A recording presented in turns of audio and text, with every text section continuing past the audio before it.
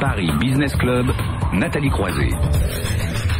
Bonsoir, bienvenue dans ce nouveau numéro de Paris Business Club. D'ici à 2 ans, 450 000 entreprises vont changer de main pour cause de départ à la retraite de leurs dirigeants. On évalue même à 700 000 le nombre d'entreprises à céder dans les 10 prochaines années. Et parmi elles, environ 60% sont des entreprises familiales. Comment organiser la transmission de l'entreprise à ses héritiers? Et globalement, comment peut-on transmettre son entreprise? C'est ce qu'on va voir ce soir avec nos invités. Laurent Benoudis, bonsoir. Bonsoir. Vous êtes expert comptable, commissaire aux comptes, vice-président de l'Ordre des experts comptables région Île-de-France. Alors j'en parlais, essentiellement les cessions d'entreprise sont les départs à la retraite, les fameux baby boomers qui arrivent à la retraite, et c'est pour ça qu'il y a autant d'entreprises qui vont être à céder prochainement. Absolument. Au niveau des PME, on a estimé qu'il y avait 63% des entreprises dont le dirigeant avait 50 ans en 2008. Donc on s'attend effectivement à une forte cession ou transmission familiale. Et en dehors de cette transmission liée à la retraite, qu'est-ce qui peut motiver une cession d'entreprise? Alors l'essentiel en fait dans la transmission d'entreprise, c'est de préparer celle-ci le plus en amont possible afin de pouvoir s'organiser. C'est un moment qui est souvent difficile à passer pour le chef d'entreprise. Il va changer de statut et les enjeux sont à la fois fiscaux, sociaux, psychologiques. Donc il y a toute une organisation à mettre en place. C'est la raison pour laquelle on a souhaité, au niveau de l'Ordre des experts comptables et de la Chambre des notaires de Paris, organiser ces journées pour sensibiliser un petit peu le tissu économique, mais également nos confrères à cet enjeu important de la transmission d'entreprise qui est essentiel pour la pérennité de l'emploi et le tissu économique. Et on va comprendre tous les enjeux, notamment en se tournant vers un notaire. Fabrice Luzu, bonsoir. Donc notaire, membre de la Chambre des notaires de Paris. Est-ce qu'il y a une différence entre petites et un peu plus grandes entreprises en matière de transmission d'entreprise? C'est évidemment plus facile quand on peut se faire conseiller, comme on le disait il y a quelques instants. Alors, oui, il n'y a pas de différence fondamentale. Les dispositifs vont être à peu près les mêmes. Simplement, effectivement, l'enjeu va être un petit peu différent lorsqu'il s'agira de transmettre une entreprise de taille moyenne qui compte un certain nombre d'employés, parce que au fond, il existe un dispositif juridique et fiscal qui facilite la transmission d'entreprise, parce que le sous-jacent, c'est d'assurer en fait la sauvegarde des emplois, parce que un chef d'entreprise qui disparaît et c'est une entreprise éventuellement qui disparaît, et derrière ce sont des emplois qui disparaissent. Donc c'est pour ça que le législateur a mis en place un dispositif juridique et fiscal adapté. On va le voir tout ça en détail. On va voir l'illustration aussi avec 2 entrepreneurs et une démarche de transmission familiale. Yves de la Ville-Guérin, bonsoir. Bonsoir. Vous êtes donc PDG du groupe Revue Fiduciaire. Vous, c'est une entreprise familiale et votre père vous l'a cédé. Vous avez pu profiter notamment davantage. Enfin, la famille a pu en profiter, on va dire. Un petit peu plus complexe que cela. Oui, pour résumer. Effectivement, le groupe Revue Fiduciaire a été créé en 1917, pas sous cette forme actuelle, mais par mon grand-père, dirigé par mon père, puis un dirigeant extérieur pendant 2 ans, et j'ai repris la direction du groupe fin 97. La transmission s'est organisée depuis 1982 ou 83. Création d'une holding pour les enfants avec des rachats de titres, etc. Donc la transmission a eu lieu sur quasiment 25 ans. Donc il y a une véritable volonté de poursuivre, de garder cette entreprise comme entreprise familiale. Absolument. Et de profiter peut-être aussi des avantages fiscaux dont on parlera un peu ultérieurement. On va voir ça avec Philippe Malignac aussi. Bonsoir. Bonsoir. Vous êtes fondateur d'Espace Loggia. Et alors Non, je ne suis pas le fondateur. C'est Mijanou Bardot, la sœur de Brigitte Bardot, qui a fondé cette société. D'accord. C'est pas moi. Enfin bon, en tout cas, vous l'avez eu et vous avez décidé aussi de la céder donc à vos fils et à votre fils et à quelqu'un aussi qui un autre salarié aussi. Et un salarié de l'entreprise. Et alors vous, ce choix, c'est venu tout naturellement, ce besoin, vous avez réfléchi en vous disant, il faut absolument que ce soit mon fils qui le reprenne? C'est pas tout à fait comme ça que ça s'est passé. Il y a 5 ans, mon fils qui revenait des États-Unis après avoir travaillé dans la banque s'est intéressé à cette petite affaire qui est petite mais très agréable et sympathique. Et ça consiste en quoi? Il faut le dire, c'est une entreprise d'aménagement, c'est ça? Espace Loggia conçoit, fabrique et vend dans ses propres magasins des meubles qui permettent de gagner de la place. En particulier des mezzanines, des lits qui remontent au plafond, tout un système astucieux et futé pour gagner de la place. Et aujourd'hui, c'est quand même une des tendances un peu importantes compte tenu du prix de l'immobilier. Donc votre fils, vous disiez, est revenu. Mon fils, il y a 5 ans, est revenu en France, après avoir travaillé dans la banque aux États-Unis, et Espace Loggia l'a intéressé. Il m'a demandé s'il pouvait rentrer dans l'entreprise. Je lui ai dit, mais formidable, je suis ravi. Et il y a fait sa place, trouvé sa place et trouvé une crédibilité auprès de l'ensemble du personnel. Moi-même, j'ai un âge qui commence à devenir certain. Il était temps de penser, depuis quelque temps, je pense à ma succession. Autant il est évident que mon fils reprenne cette affaire, autant j'avais une estime considérable pour l'un des dirigeants chez moi qui dirige l'unité d'exploitation, et donc j'ai pensé normal de l'associer à cette transmission. Voilà, alors on parle parfois aussi de la difficulté. Bon, voilà, c'est pas vraiment une difficulté fiscale. Parfois, il y a un manque d'esprit d'entreprendre. Parfois aussi une problématique de financement. C'est ce qu'on peut ressentir, Laurent Benoudis, dans la transmission d'entreprise. Oui, bien souvent, que ce soit une transmission aux enfants ou une cession, on a besoin du soutien des banques et du financement, ne serait-ce que pour indemniser éventuellement les enfants non repreneurs. Malheureusement, on peut pas constater qu'il est très présent et que ça se passe toujours très très bien. Il est plus facile de faire financer l'immobilier qu'une entreprise. Bon, on va voir tout ça en détail parce qu'on va rentrer un peu dans les détails, mieux comprendre aussi la transmission d'entreprise familiale, comment ça peut se faire. On marque une première pause sur BFM Business et on se retrouve dans un court instant. Paris Business Club, Nathalie Croiset. La transmission d'entreprise va concerner un nombre grandissant d'entreprises dans les années à venir. Les papy boomers arrivent à la retraite. Chaque année, ce sont environ 6000 entreprises artisanales, PME et grandes entreprises familiales qui sont concernées par la transmission d'entreprises en France. On va parler là plus spécifiquement de la transmission familiale. Alors, je parlais de 6000 entreprises. Il y en a moins de 600 à peu près qui seraient transmises à la génération suivante. Et selon une étude KPMG, les transmissions familiales représentent seulement 6% des cessions en France contre, par exemple, 58% en Allemagne ou encore 72% en Italie. Laurent Benoudis, vice-président de l'Ordre des experts comptables région Île-de-France, comment on peut expliquer cet écart? C'est quoi? C'est un sujet tabou en France? C'est un problème? C'est une excellente question et on s'interroge en fait tous sur les raisons qui font que la transmission familiale est aussi peu développée en France. Alors il y a peut-être des raisons psychologiques, l'esprit d'entreprise, je ne sais pas, parce que sur un plan fiscal, aujourd'hui on est dans un environnement qui est excessivement favorable. Il existe le pacte Dutreil, je pense que Fabrice en parlera un peu mieux que moi, des abattements sur les donations, la possibilité de payer les éventuels droits sur une durée de 15 ans, avec un différé et un paiement étalé et fractionné. Donc on a un coût de la transmission qui ne peut pas être supérieur à 5% de la valeur de l'entreprise aujourd'hui sur une transmission familiale. Alors peut-être que ce type de mesure n'est pas assez connu. C'est la raison en fait qui nous a conduit, Chambre des notaires de Paris et Ordre des experts comptables, à organiser ces journées de la transmission d'entreprise au Palais des Congrès jeudi et vendredi prochain, histoire de faire connaître un peu ces dispositifs très favorables. On a en France un paradis fiscal de la transmission. Un paradis fiscal. Alors justement, on a parlé du pacte Dutreil. Fabrice Luzu, notaire, un membre de la Chambre des notaires de Paris. Quels sont tous ces avantages, ce paradis fiscal dont on vient de parler ? Alors, vous pouvez cumuler deux dispositifs. Au fond, le premier, repose sur une série d'engagements. Le chef d'entreprise peut s'engager avec ses enfants à conserver des titres pour constituer un noyau dur d'actionnaires qui va accompagner la reprise d'entreprise. Et parmi en fait ces signataires, ces différents signataires, il faut qu'il y en ait un qui assure la direction effective de l'entreprise. Si 3 engagements cumulatifs sont signés, vous pouvez bénéficier en fait d'un abattement sur la valeur des titres de la société de 75%.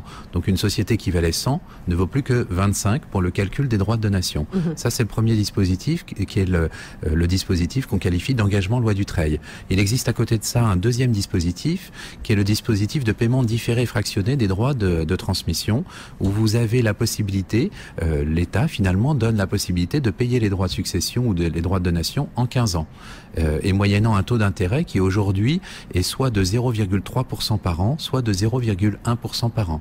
Quand on cumule ces deux dispositifs, ça veut dire que transmettre une entreprise aujourd'hui coûte au maximum 5%, que vous avez 15 ans pour payer les droits de donation, avec un taux d'intérêt qui va être au maximum de 0,3% par an, et ce pendant une durée de 15 ans. Alors, donc quand on peut parler de paradis fiscal. Donc il y a un paradis fiscal, c'est exactement ce qu'on disait tout à l'heure. Donc finalement le frein n'est pas fiscal. Non, il y a un autre frein sûrement. Le frein, je pense. Alors pour revenir à votre observation initiale qui consistait à dire, il y a très peu d'entreprises qui se transmettent de manière dynastique et intrafamiliale, et pour autant en fait on a fait faire une étude à l'occasion de ces journées de la transmission d'entreprise aux étudiants de l'université Paris-Dauphine qui montre que 38% en fait des chefs d'entreprise souhaitent transmettre de manière intrafamiliale. Donc on voit bien qu'il y a un déséquilibre entre les souhaits exprimés et puis la réalité, et pour autant en fait le dispositif juridique et fiscal est incitatif. Donc la boîte à outils effectivement est là et elle demande qu'à être ouverte et à être utilisée. Donc je pense que la difficulté vient d'un déficit de communication, parce que les chefs d'entreprise ne sont pas informés, mais on pourra voir ou les écouter sur ce point-là, ne sont pas informés en fait de ces dispositifs. Je vois Philippe Malignac qui est à côté de vous, donc qui a dirigé un Espace Loggia qu'il a cédé donc à son fils et un salarié. Donc ce manque d'information, vous l'avez aussi ressenti? Complet. Moi, je l'ai découvert il y a un an lorsque je me suis dit il faut que je transmette, comment faire, quelle est la façon la plus intelligente, la plus efficace. Je ne connaissais pas le dispositif du Trade. Comme quoi, il fallait une véritable volonté de votre part et aller chercher les informations. J'ai cherché les informations, bêtement, dans un premier temps auprès de ma banque, ensuite auprès de mon expert comptable, et ensuite auprès d'un notaire. Comment vous pouvez expliquer comme ça, voilà, globalement, qu'il y ait un écart aussi grand entre l'information et le besoin? Alors, il y a une raison quand même essentielle à ça, c'est que dans les petites entreprises, je parle de petites entreprises, oui, on parlait déjà de la différence tout à l'heure, de moins de 100 personnes, dans les petites entreprises, le chef d'entreprise a le nez dans le guidon. S'il réfléchit à la stratégie, c'est la stratégie de développement produit, de création produit, etc. Mais il ne passe pas son temps ou à chercher des subventions ou à organiser sa succession qui viendra, bien sûr. Oui, donc évidemment, donc il ne se penche pas sur le sujet. Et à un moment donné, il est confronté à ce sujet et il n'a pas d'information. Moi, je n'en avais aucune. Yves de la Villeguerin, donc PDG du groupe Revue Fiduciaire, vous parliez tout à l'heure de la transmission qui s'est faite sur un temps assez long. Ça a été quand même plus facile peut-être que dans d'autres cas? Alors, plus facile, oui, parce qu'on est très très bien informé. Et pour oui, cause. évidemment, puisque en étant une revue fiduciaire, proche des experts comptables et des notaires, il n'y a pas de difficulté. Nous éditons un excellent ouvrage sur la transmission d'entreprise qui fait des centaines et centaines de pages. Donc il peut y avoir que vous qui réussissez. Mais on s'est également rendu compte, et depuis cette transmission réussie, on a développé autre chose que des ouvrages. On a développé des cycles de formation pour les experts comptables d'ailleurs, et parce que c'est quand même très complexe, pour d'autres, pour les professionnels d'une façon générale, et également des modules de simulation de transmission. On a même un module de simulation petite, moyenne entreprise, même pour des fonds de commerce, qui s'appelle Patrimexpert. Et ça, vous sentez qu'il y a un besoin d'information? Oui, il y a un besoin d'information très net. Moi, j'étais très informé, je suivais beaucoup les choses. Il n'empêche que même en étant très informé, le chef d'entreprise reste le chef d'orchestre. Et c'est à lui de mettre en musique cette transmission. Et cette transmission, elle est à la fois patrimoniale. Donc, il faut penser à tout le patrimoine privé, les intérêts des uns et des autres, qui sont parfois divergents. Maître Luzu parlait des enfants. Moi, il ne s'agit pas des enfants, il s'agit des frères et sœurs, des cousins. Voilà. Oui, c'est peut-être pas toujours facile de choisir peut-être un fils par rapport à un autre quand la famille est nombreuse. Il y a aussi cette déjà, il faut qu'il y ait un repreneur, quelqu'un qui se dégage. Ça peut être aussi un dirigeant extérieur. Et ça peut être une reprise, enfin une cession à ses enfants ou aux membres de la famille, avec une direction d'un dirigeant qui est hors familial, qui peut être intéressé ou pas. Enfin bon, il y a plusieurs moyens. Quoi qu'il en soit, c'est extrêmement complexe. Je disais, il y a le côté patrimonial, il y a le côté donc intuitif personnel. Chaque personne a des intérêts divergents. Il y a aussi le fait que ces futurs actionnaires, il faut qu'ils croient en votre projet, enfin projet du dirigeant. C'est une chose essentielle. Dans un environnement économique qui est pas toujours très stable, aussi bien au niveau fiscal que social, etc. Donc faire des prévisionnels sur plusieurs années, or une reprise, ça se programme, mais après ça se rembourse sur de très nombreuses années. Ça peut être 3 ans, 5 ans, 7 ans, voire 10, 12, 15. Comment vous faites un prévisionnel sur plus d'une année aujourd'hui avec des indicateurs qui changent tout le temps. Donc oui, c'est très compliqué. C'est pour ça que je pense que ça se prépare très en avance. Le chef d'entreprise doit en avoir conscience et il doit se former à cette transmission très tôt. Alors ça ne veut pas dire qu'il va mettre en place quelqu'un qui va le remplacer 10 ou 15 ans avant son départ. Le gros problème, c'est qu'aujourd'hui, vous ne savez pas vraiment quand vous allez partir. Et il n'a peut-être pas l'envie aussi tout de suite de s'organiser son départ, surtout quand c'est une entreprise familiale. Absolument. Qui va monter. Et puis, ça peut arriver aussi demain matin. Vous pouvez très bien avoir un accident et voilà. Donc vous êtes obligé à la fois de prévoir, et c'est important pour vos actionnaires, pour l'ensemble des personnes qui travaillent dans l'entreprise, voire en dehors de l'entreprise. Vous êtes obligé de prévoir une possible succession sans la mettre réellement en place. Donc oui, c'est toute une réflexion à mener. Toute une réflexion à mener, mais on a vu qu'il y avait des outils et que justement qu'il fallait apprendre, communiquer, le dire plus que jamais. Et ça, on va le dire après une nouvelle pause et le journal de l'économie sur BFM Business. Paris Business Club, Nathalie Croisé. D'ici 10 ans, environ 700 000 entreprises ont changé de main pour cause de départ à la retraite de leurs dirigeants. Parmi elles, environ 60% sont les entreprises familiales. On l'a vu, les entreprises familiales, c'est pas toujours facile. Il n'y en a pas autant qui se transmettent en France. Alors, sujet tabou, difficulté, manque d'information, on l'a très bien compris. On va essayer maintenant de rentrer un peu plus concrètement dans les outils, d'informer aussi, puisque c'est la grosse difficulté. Alors, on parlait tout à l'heure, évidemment, on peut céder à un descendant, mais il peut y avoir aussi un partenaire, un particulier qui est étranger à l'entreprise ou encore un acquéreur stratégique. Fabrice Luzu, membre de la Chambre des notaires de Paris. Oui, il y a différents types de transmission. On en dénombre 3 finalement. Il y a la transmission intrafamiliale où on souhaite transmettre à l'un de ses enfants qui a la capacité, la volonté de reprendre. Il y a la vente à un tiers. Donc là, on parle plutôt de cession à titre onéreux. Donc c'est une vente à un tiers qui peut être un concurrent, un fournisseur, un financier.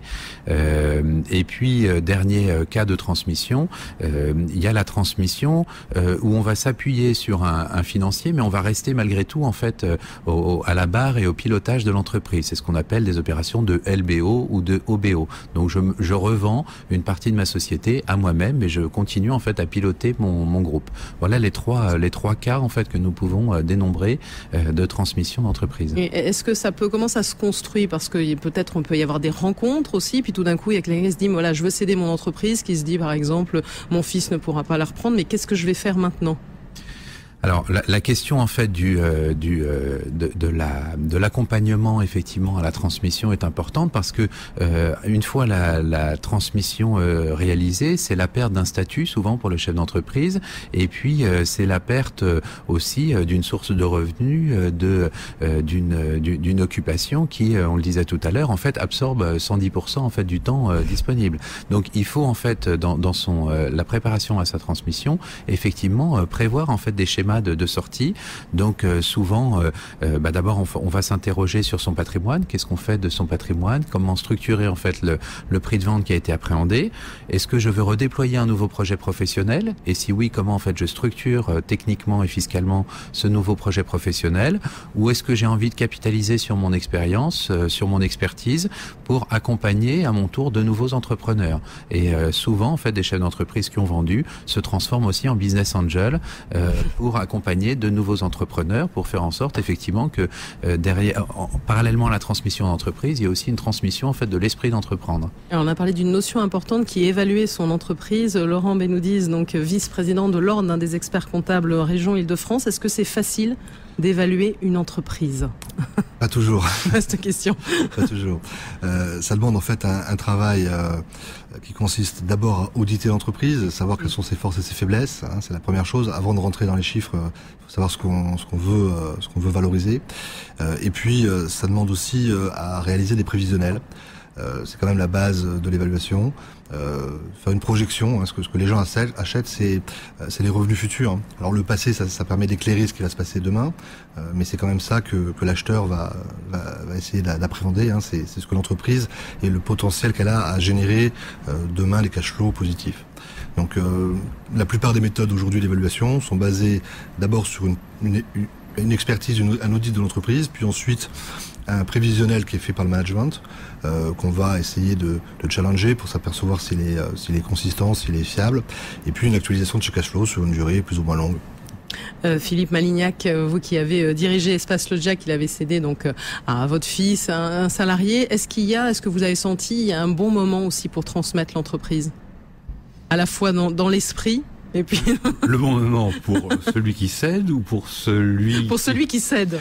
Le bon moment, non, il n'y a pas de bon moment pour tout vous dire. Ça n'existe pas, c'est pas vrai. Simplement. Ça n'a pas été si facile pour vous de vous dire que vous allez tourner une page? En fait, j'ai pas du tout envie de la tourner. Pas du tout. Mais effectivement, je laisse la direction, bien sûr, à mon fils qui a repris la direction de l'affaire, mais j'y suis toujours présent. Et d'ailleurs, maintenant, c'est lui qui me demande que je fasse des choses.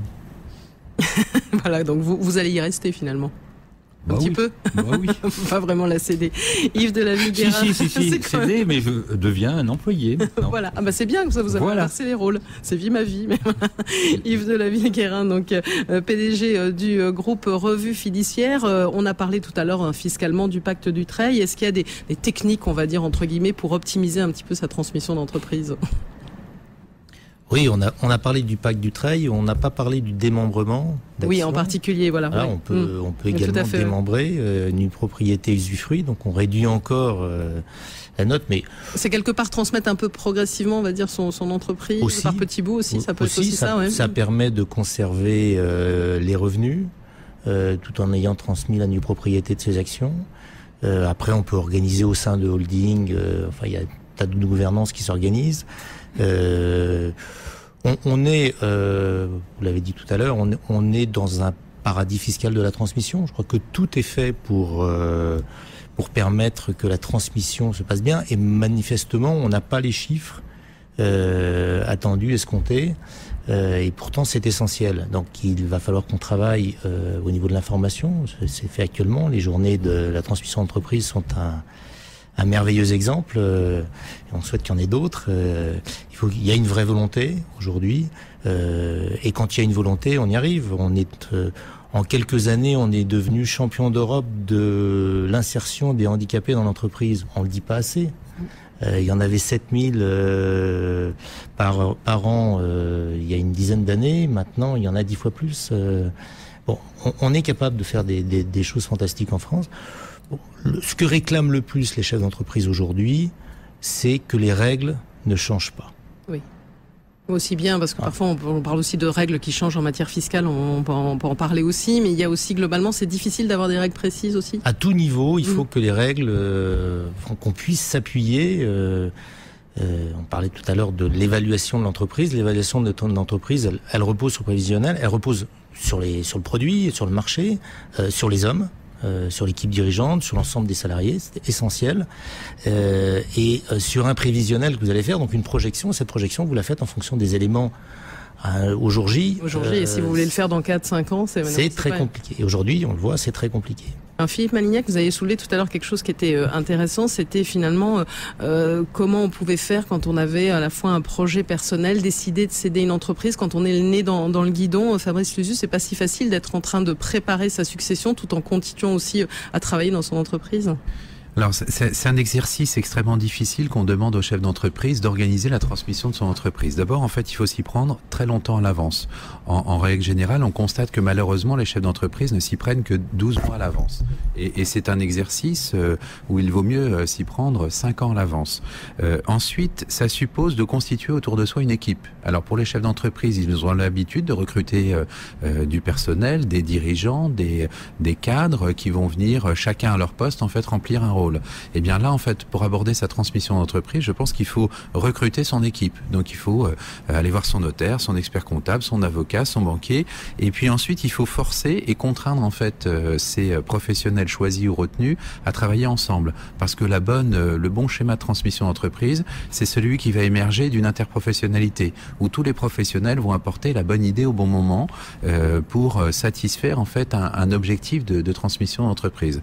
Et enfin, in fine, il faudra que le chef d'entreprise statue, et l'exercice est difficile pour lui parce qu'on va lui demander de statuer finalement sur un projet sur lequel il n'a aucun référentiel. Un chef d'entreprise comme Philippe Malignac n'a pas nécessairement en fait la compétence ou la connaissance, sans lui faire un jeu, je crois, juridique et fiscale qui lui permettent de choisir. Donc à un moment donné, il faut que les professionnels se parlent et fassent la synthèse des avis des uns et des autres pour éviter en fait d'avoir à contraindre le chef d'entreprise à effectuer ce travail de synthèse. Donc on a vu avec vous, il y a des outils, il y a encore évidemment un manque d'informations, mais la possibilité d'avancer en étant accompagné. On va voir comment on peut faire et comment on peut voir aussi l'avenir après une dernière pause sur BFM Business. Paris Business Club, Nathalie Croiset. Ce sont au moins 700 000 entreprises qui seront à transmettre dans les 10 ans à venir. Les départs à la retraite sur la cause de la moitié des cessions. Avec nos invités, nous avons eu un panorama de ce qu'il faut faire pour une bonne transmission d'entreprise. Comment la réussir? Laurent Benoudiz, vice-président de l'Ordre des experts comptables région Île-de-France. Alors, j'ai des chiffres qui sont un peu contradictoires parce qu'on dit que le taux d'échec dans le type de reprise, notamment familiale, n'est que de 7% contre 40% pour une reprise par une personne extérieure. D'un autre côté, on parle souvent de taux de défaillance qui serait 2 fois supérieur à celui des entreprises en développement. Donc, on est dans quoi finalement? C'est quand même bien la transmission d'entreprise familiale en particulier? Oui, l'entreprise familiale, lorsqu'elle est transmise en interne, a souvent de plus grandes chances de succès. D'abord parce que le repreneur n'a pas le poids de la dette lors d'une acquisition. Et souvent, on s'aperçoit que l'une des causes de l'échec, c'est que le vendeur veut un prix qui est parfois trop important et qui risque de grever pendant un certain temps la capacité d'entreprise face à ses investissements. Si elle doit rembourser un emprunt important, c'est compliqué. Mais en matière de transmission d'entreprise, Fabrice l'a dit, l'anticipation est une chose importante. Ce qu'il faut, c'est évidemment s'entourer de professionnels, experts comptables, notaires, avec une complémentarité parce qu'on est dans des domaines qui sont excessivement complexes, qui couvrent tout un tas de domaines très, très divers.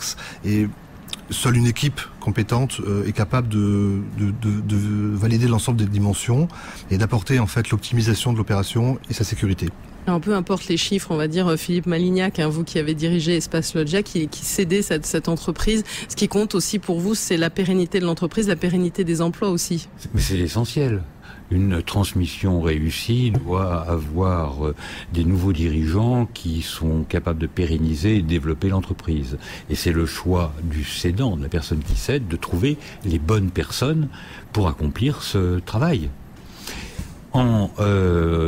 Pour pérenniser l'entreprise et pérenniser les emplois et même les développer. C'est le but de l'opération aussi. Quand on cède une entreprise, on veut qu'elle se développe. Yves de la Villeguerin, tout à l'heure, donc PDG de groupe Revue Fiduciaire, tout à l'heure vous parliez de la difficulté du fait qu'il faille que ça reste quand même dans des cadres, qu'il y ait des règles. Et là, il y a peu de temps, le projet de loi de finances rectificative de 2011 qui a été voté là le vendredi dernier consacre une légère hausse de la fiscalité sur la transmission d'entreprise. Est-ce que vous pensez que ça peut avoir un impact? Oui, le changement de la règle, au-delà du taux, je veux dire, on est prêt à accepter parfois un taux plus élevé à partir du moment où il ne change pas. C'est le problème des changements de règles qui est le plus problématique. La transmission d'entreprise, des entreprises familiales est pour moi essentielle. Et je pense que l'on peut arriver à 50% d'entreprises transmises. C'est bon, si en 1980, quand je parlais tout à l'heure des handicapés, il y en avait 7000 qui étaient intégrés dans l'entreprise. Aujourd'hui, je vous ai dit plus de 10 fois, mais c'est plus de 100 fois. J'en ai plus de 100 000 aujourd'hui. Ce sont des résultats qu'on peut obtenir. On peut l'obtenir dans la transmission. On a l'entreprise familiale, vous avez la plupart du temps l'historique. C'est dans les gènes du repreneur. Il a été élevé, moi j'ai été élevé avec la revue fiduciaire sur la table de chevet. Bon, voilà. Donc je la comprenais avant de savoir la lire. Donc vous avez ça dans vos gènes, vous êtes attaché à l'entreprise, vous êtes attaché à ses salariés, aux personnes qui en font sa valeur. Bon, c'est un actif patrimonial, comme certains sont attachés à un vieux château ou à des vieilles pierres. Bon, ça peut être aussi une sacrée entreprise. Une entreprise, oui, c'est très affectif. Et ce lien affectif est, à mon sens, essentiel dans la pérennité. Donc il y a besoin d'anticiper, on a bien compris. Parfois il faut au moins 5 ans facilement pour réfléchir à tout ça, et puis aussi d'être informé. Et c'est justement l'objet, Fabrice Luzu, membre de la Chambre des notaires de Paris, de ces premières journées de la transmission d'entreprise, organisées donc par la Chambre des notaires de Paris et l'Ordre des experts comptables région Paris-Île-de-France. Vous êtes vraiment présents. Donc cette première journée jeudi et vendredi prochain. Pourquoi ? Alors, l'idée était effectivement de faire un peu le service après-vente du législateur. On a tiré le constat tout à l'heure que le dispositif juridique et fiscal était incitatif, simplement qu'il était relativement méconnu des chefs d'entreprise. Donc, il nous a semblé utile, en fait, de le faire mieux connaître. Donc, nous avons organisé avec nos amis experts comptables ces premières journées de la transmission d'entreprise qui se tiendront jeudi et vendredi prochain au Palais des Congrès, donc le 23 et le 24 juin. Et on peut s'inscrire, les inscriptions sont gratuites en ligne sur le site lesjte.com, et à l'occasion en fait de ces journées, chaque chef d'entreprise pourra venir rencontrer des acteurs et des professionnels de la transmission d'entreprise, et surtout se former et s'informer, parce que 35 ateliers réunissant systématiquement un notaire ou un expert comptable et d'autres professionnels de la transmission d'entreprise, 35 ateliers exposeront chacun des thèmes de la transmission d'entreprise. Et pour bien aborder cette transmission, nous avons essayé de nous mettre à la place et dans la tête du chef d'entreprise, en l'abordant de manière chronologique, en essayant de se poser les questions en fait qui traversent l'esprit du chef d'entreprise qui aborde ce sujet. Laurent Benoudis, puisque voilà, pour faire le pendant, notaires et experts comptables peuvent travailler ensemble à cette transmission d'entreprise, évidemment. C'est pas peuvent, mais c'est doivent. On a une réelle complémentarité de compétences. L'expert comptable connaît bien l'entreprise et connaît aussi le chef d'entreprise. Le notaire connaît bien le chef d'entreprise et son aspect patrimonial.